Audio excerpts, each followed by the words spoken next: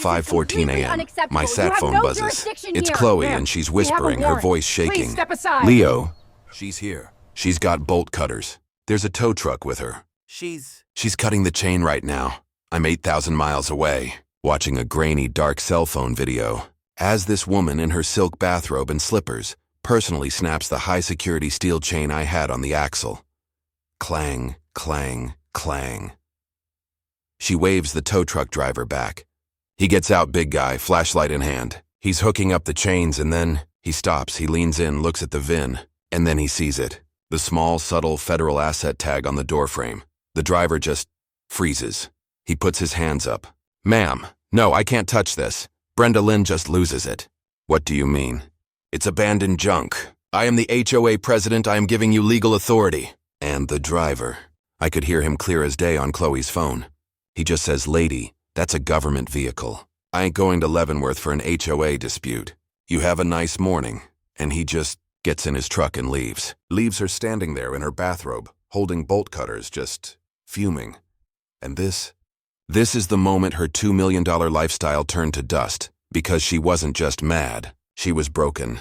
She stomped over to the main community gate, the only entrance and exit for all of Cypress Creek, and she punches in her master code. The gate shuts, and then she disables the keypad. She effectively barricaded the entire neighborhood. She holds up her master key fob to Chloe's window, where she knows Chloe is filming.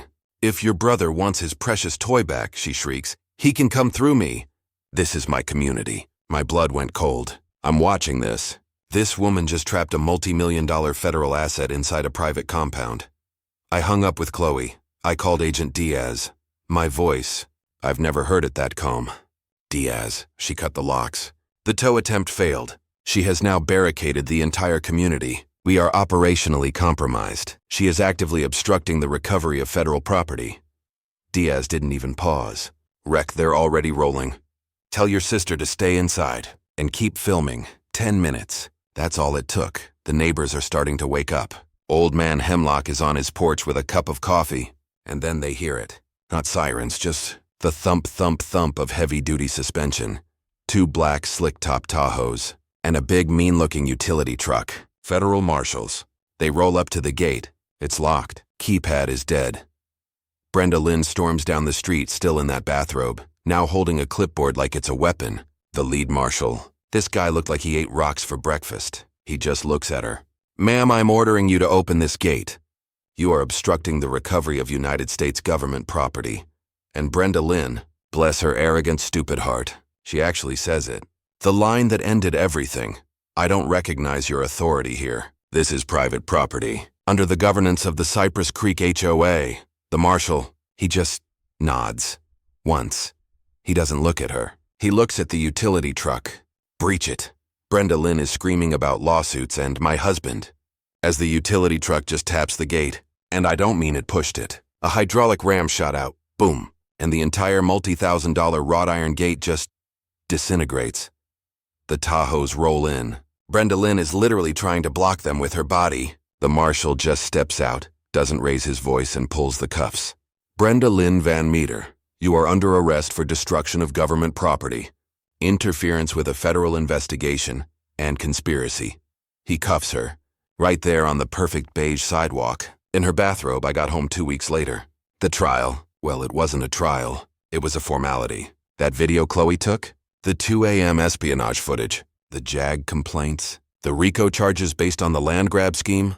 Brenda Lynn got 5 years federal time. Don got 3 for the fraud and conspiracy. They lost everything. Their house, the Escalade, the council seat we won, right, Chloe and I? We thought we'd saved Cypress Creek.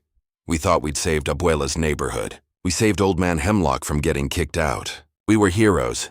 But here's the part that sticks in my throat. Here's the part they don't tell you about. When the feds built that RICO case, they uncovered so much fraud, so much embezzlement, that the Cypress Creek HOA was declared criminally insolvent. The whole thing was a sham. The court just dissolved it. The HOA ceased to exist. And that golf resort, that big ugly development deal that Don Van Meter started, well, the national bank that held all his bad loans, they foreclosed. And since the HOA was gone, and the entire development was now tied up in a federal racketeering case, the bank bought all the properties, All of them, including the ones we saved. For pennies on the dollar at the federal asset auction, I'm sitting on Abuela's porch right now, drinking coffee with Chloe, and across the street, where Old Man Hemlock's house used to be, I'm watching a bulldozer clear the land for the 14th hole. We won the battle. Against Brenda Lynn, we got our justice, but we didn't save the neighborhood. We just cleared the way for a different kind of monster. We tore down the petty tyrant, and the real wolves, the ones in suits who we never even saw, they just walked right in and took everything. So I gotta ask, did we actually win? Is this justice? Or did we just swap one bully for a bigger one? Let me know what you think in the comments. Because honestly, I'm sitting here watching them build a sand trap, and I'm just not sure who the real villain was anymore. It was 5:14 a.m. on a Tuesday when Brenda Lynn Van Meter, president of the Cypress Creek Reserve HOA, made a $1.2 million mistake. And it all started with the clang of bolt cutters. That sound. God, that sound echoed through the perfect suburban silence like a gunshot. That metallic snap. That was the exact moment she went from being a power-tripping suburban dictator to a federal felon, and she didn't even know it. See, while I was deployed halfway across the world, hunting down international arms smugglers, this woman decided my truck was an eyesore. What she didn't know, what she couldn't know, was that the beat-up Ford Bronco parked in my driveway wasn't my truck. It belonged to Uncle Sam, and it was loaded with over $1 million in experimental satellite communications gear. She thought she was towing some soldier's toy, but she was actually committing about 4 different kinds of felonies that were going to make her HOA fines look like pocket change. My name is Leo Ramirez. My buddies call me Rec. And 3 months ago, I thought inheriting my Abuela Sophia's house was a blessing. Lord, was I wrong. Cypress Creek Reserve. Then picture perfect beige hell. Every lawn mowed to exactly 2 inches. Every sprinkler hissing on a timer. The kind of place that smells like fresh mulch and quiet desperation. HOA dues $300 a month for the privilege of being told your mailbox is the wrong shade of white. I'm Army CID, on loan to a federal task force. Abuela's house. That was supposed to be my anchor, my piece of the world. Rent it out while I was gone, build some equity, honor the woman who raised me after my folks died. That house still smells like her pastels. Every floorboard creaks like a memory. Mijo, she'd always say, you stand up to bullies, but you do it smart. Enter Brenda Lynn Van Meter. Picture a 50-something real estate agent who drives a white Escalade and genuinely believes her opinion is law. Her husband, Don Van Meter, sat on the city council, which basically made her the untouchable queen of Cypress Creek. This woman sent violation notices for holiday decorations in November. 2 weeks into my rotation, the email hits my inbox. Violation notice, unauthorized recreational vehicle storage. My government-issued Bronco, clearly marked with federal asset tags if you looked close enough, was apparently an eyesore. Her interpretation of the bylaws? Work vehicles prohibited. Here's the kicker. That Bronco contained $1.2 million in classified comms equipment for an active smuggling investigation. GPS trackers, encrypted radios, gear that required department-level authorization just to move across a parking lot. The fine, $100 a day. Accumulating while I'm sleeping in the dirt 8,000 miles away. My sister, Chloe, God bless her, she's a second-grade teacher, sweet as they come. She tried reasoning with this suburban tyrant. Drove over, showed copies of my orders, even offered to put a car cover on it. And this is the moment I knew we were in trouble. Chloe told me Brenda Lynn just looked at her, right there on the porch, not even inviting her in. Just looked down her nose and said, "Rules are rules, sweetie. And frankly, if your brother's lifestyle can't conform to community standards, maybe this neighborhood isn't the right fit for your family." That phone call from Chloe, I'll never forget it. She was trying not to cry. Leo, she threatened to put a lien on the house. She said, Don knows the school superintendent, that supporting you could affect my contract renewal. They were threatening my sister's job. Over a truck. That's when Abuela's voice kicked in. Stand up, but do it smart. I had Chloe do some digging. Go into the attic, find Abuela's old welcome packet, the original 1987 HOA binder. And there it was, buried in the bylaws. Section 4, Paragraph C. All active-duty military, emergency services, and government-plated vehicles are expressly exempt from residential parking covenants. She wasn't enforcing the rules. She was inventing them, and Chloe, my quiet little sister, she started connecting the dots. She found the pattern. Old Man Hemlock, the Vietnam vet in 24B, cited for his motorcycle being excessively loud. The Patels, cited for excessive noise because their kids were playing in the backyard. Every military family, every elderly resident on a fixed income, anyone who couldn't or wouldn't fight back. But why? It wasn't about the beige. It was about the green. Chloe found the city planning minutes, a pending application from Van Meter Development Corp., husband Don's company, for the Cypress Creek Luxury Golf and Air Park. They weren't trying to clean up the neighborhood. They were trying to clear it out, systematically harassing residents to force sales, buy up the land cheap, and build a resort for their rich buddies.